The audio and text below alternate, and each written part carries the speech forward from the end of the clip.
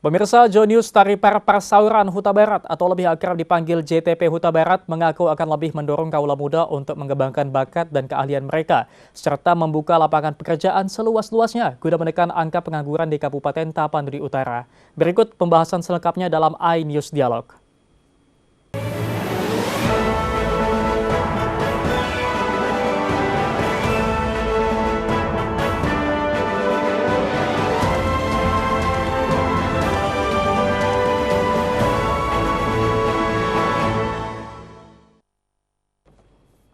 Halo, apa kabar pemirsa? Senang sekali rasanya kita dapat bertemu kembali dalam program iNews Sumut Dialog. Masih dengan saya di sini Balki Siregar dan bersama dengan narasumber kita dengan calon Bupati Tapanuli Utara 2024 ada Bapak Dr. Taripar P. Huta Barat MSI. Halo, apa kabar? Sehat. Sehat, baik. Pak Kita masih mengangkat topik Tapanuli Utara di tangan Jonius Taripar P. Huta Barat atau yang disapa akrab dengan sebutan JTP. Baik Bang JTP, kita masih membahas mengenai hal-hal yang berkaitan dengan anak muda. Nah, untuk itu saya ingin melanjutkan kembali dialog kita sebelumnya. Bagaimana cara Bang JTP menarik partisipasi generasi muda dalam membangun Tapanuli Utara ke depannya? Ya, yang pasti anak muda saat ini yang kurang lebih 28% ini sangat ikut kita libatkan. Kita berharap mereka itu adalah bagian dari generasi kita ke depan, sehingga mereka tidak boleh tidak terlibat. Nah, langkah-langkah yang kita lakukan adalah melakukan berbagai kegiatan yang melibatkan anak-anak muda. Contohnya di sana itu bisa melalui pertandingan olahraga, di sana kalau ada pemuda gereja juga kita libatkan untuk membina pemuda mereka. Jadi mereka kita libatkan dari sana. Kemudian saya juga melakukan selain kegiatan-kegiatan ya, baik kegiatan olahraga, baik kegiatan musik juga, apa yang menjadi hobi mereka, itu yang kita lakukan. Supaya mereka tertarik. Anak muda ini kan susah, kalau nggak tertarik dengan apa yang menjadi keinginannya, dia nggak akan mau berkumpul. Betul. Nah, pada saat mereka sudah berkumpul, disitulah misi kita sampaikan. Bagaimana ke depan. Apa harapan mereka tentang perkembangan Tapanuli Utara ke depan. Oke, baik. Pastinya Bang JTP sendiri juga perlu partisipasi dari generasi muda untuk sama-sama membangun kemajuan dari Kabupaten Tapanuli Utara agar lebih baik lagi ke depannya. Baik, adakah wadah yang disiapkan untuk generasi muda agar dapat menyalurkan bakat dan potensi yang mereka miliki? Oh, tentu ada. Nah, misalnya kalau dia kalau dia minat olahraga, kita buatkan wadah olahraga. Di pemerintah sendiri juga ada KONI yang membawai, ya, ada KONI. Kemudian kalau bagian sosial budaya atau budaya ada mungkin seni, ya, ini juga tetap akan kita tampung. Kenapa? Karena dengan ada wadah-wadah seperti ini kita dapat mengumpulkan mereka sehingga mereka tidak terlibat dengan situasi-situasi yang ada sekarang ini terkait dengan hal-hal buruk lah ya bagi anak muda.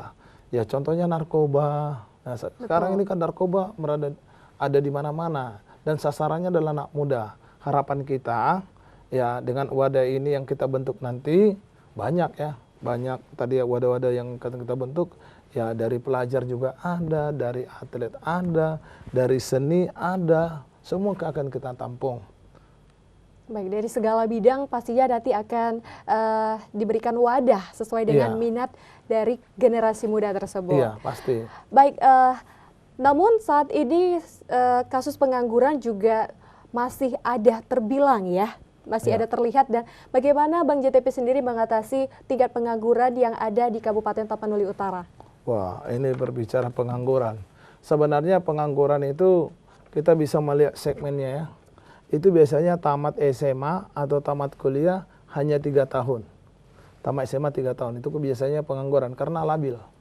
Belum mau menunjukkan, mengambil sikap untuk kinerja di mana. Nah, kita mengambil karena di sana banyak rata-rata tamatan SMA dan STM. Ya, kita berharap ada upaya yang dilakukan pemerintah. Contohnya, kalau saat ini kan setelah tamat SMA, STM, saya saat ini berada di Komisi E DPRD Sumatera Utara membuat pelatihan. Jadi ada pelatihan-pelatihan khusus yang kita lakukan. Contohnya kalau dia tamat STM bagaimana kita buatkan untuk melting mengelas ya. Kemudian kerja di buruh itu minimal dia punya skill. Nah, kita tingkatkan skill mereka melalui pelatihan. Kemudian ada beberapa orang juga yang akan mau bertani. Ada namanya petani milenial. Jadi kita sekarang lagi melatih para petani milenial. Kita ajak, kita bawa mereka melihat pertanian-pertanian yang ada di Jawa. Sehingga minat mereka ada untuk bertani. Sebenarnya kondisi yang ada sekarang ini dengan adanya teknologi, ada mekanisasi ya, ada teknologi, ada mekanisasi, ini sudah mampu membuat hidup petani jauh lebih sejahtera. Karena bukan hanya berdasarkan tenaga, tapi sudah menggunakan dengan teknologi. Ya, kalau dulu orang hanya mampu mencangkul 1 hektar itu mungkin satu keluarga udah sampai 1 bulan. Sekarang 1 hektar itu hitungan jam, karena yang digunakan adalah traktor. Betul. Nah, menanam juga gitu, panen juga gitu. Hanya saja mungkin ya tinggal kita mempersiapkan SDM-nya nih.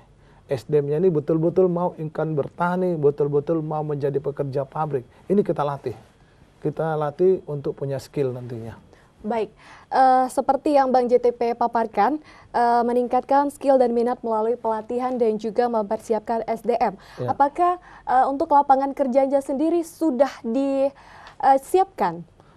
Jadi kalau lapangan kerja, karena kita itu kan tempat memproduksi manusia, saya anggap ya. Ibaratnya kalau lapangan kerja di sana yang bisa terbuka untuk umum adalah petani. Kita tidak punya pabrik, ya, hanya petani aja. Makanya kita sarankan mereka menjadi petani-petani muda. Mau kaya jadilah petani. Itu sebuah tagline yang kita buatkan. Nah, yang kedua, masalah lapangan kerja ini kenapa kita siapkan? Karena mereka orang Batak itu punya jiwa merantau. Jadi biasanya tamat SMA mereka kita latih skillnya, baru kita berangkatkan. Contohnya saya pernah mau berangkatkan orang ke Batam. Nah, saat ini juga banyak juga yang dilatih untuk bekerja di Jepang. Ada juga bagian dari teman-teman sahabat-sahabat saya yang mempunyai organisasi yang memberatkan para tenaga kerja keluar. Tapi ya kita benahi dulu skillnya. Ada tempat pelatihan di sana. Betul. Baik, jikalau generasi muda yang sudah siap latih sumber daya manusianya di Kabupaten Tapanuli Utara, namun mendapatkan lapangan kerja di luar dari Kabupaten Tapanuli Utara sendiri. Apakah itu dapat mengurangi tingkat pembangunan dari si Kabupaten Tapanuli Utara sendiri? Ya, kalau saya rasa tingkat pengangguran itu nantinya kan apabila berkumpul di situ aja.